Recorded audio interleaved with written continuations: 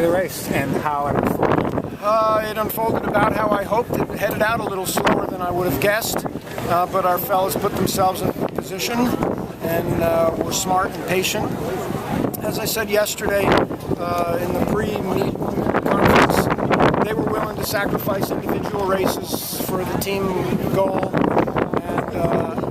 and some of them may have today. Amar was amazing. That's a wonderful race for Amar. I think he was about 100th here a year ago. Ben's had a difficult season trying to get completely healthy, and I think he finally had a great race today. Blake was good. Everybody was good, honestly. Out of the men and the women, I can't think of a disappointing race, and that's so hard to do here. In the men's race, did you expect it to go out as low as it did? It was in a big pack for a good half of the race. Actually, I did not. In these conditions, I would have thought a little more aggressive. Maybe the headwind at the start got him off to a slow start. But I knew we were ready either way.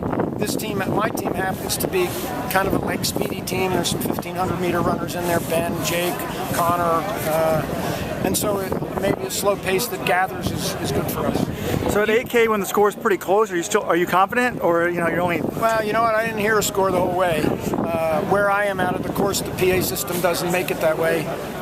Eyeballing it, I thought it wasn't that close. So I'll have to see what the splits say at the end. You didn't want to answer this yesterday about best ever, but a month ago you said, if I don't screw it up and we win, this is the best CU team ever. Could you at least put this team in perspective with the others now? This is probably our best team ever. Again, I've had teams that came here with Jorge that won, and then a team that followed him won.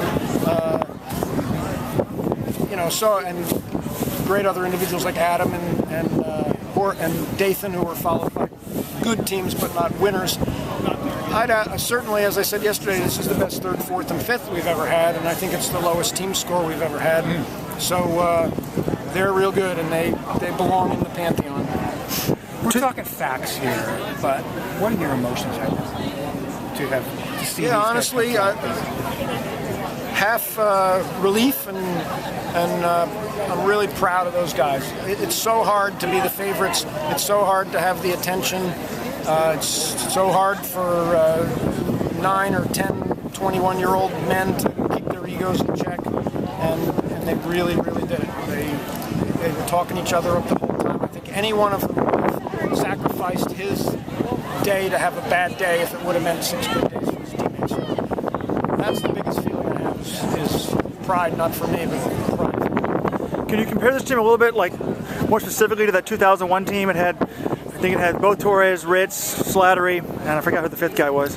Yeah, that was a real good team. I'm not sure how many points it scored. That was probably a better team up front. But I don't know, Amar was just fifth, and another guy seventh, so that's a pretty good 1-2. The second best 1-2 in the country, I think. Yeah, and you said Ben's been struggling with an injury. What's been bothering him this fall? No, not injury. He's had some kind of bronchitis, I think, that's been hard for him to shake. And if you've been watching, he's been 11th or 8th in smaller meets. An aficionado would have said, where's the guy who was 8th a year ago? And we've been waiting. He's a very serious student. He's in a very, very arduous engineering program. He lives on 4 or 5 hours of sleep. I think the other night he got 7, and he said, I feel so much better. And I was encouraged for his weekend this week that he got his exams out of the way. And he's going to feel well. I have no idea.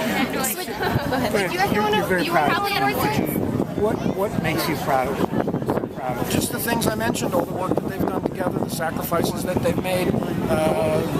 The people across the street for them are heading out at 9 o'clock on a Saturday night, and they're heading to bed. So, they made the sacrifices for each other and believed in each other and supported each other. There was never any ego problems, never any clashes. And again, as I said, any one of them would have accepted a bad day for himself to trade for 5 or 6 other good days for the teammates. Switching gears, how do you feel about Erin Clark's race today? Erin was wonderful.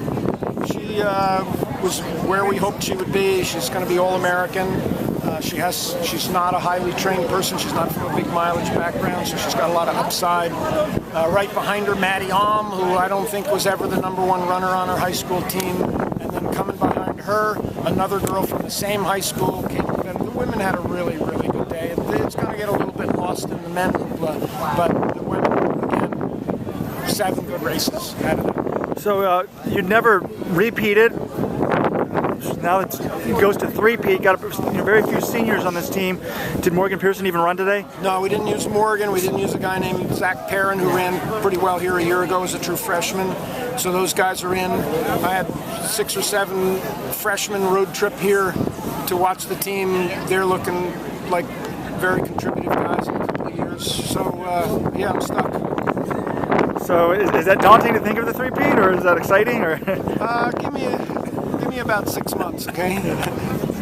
That's our job, is to hype it up. Yeah, I know. All right, congratulations.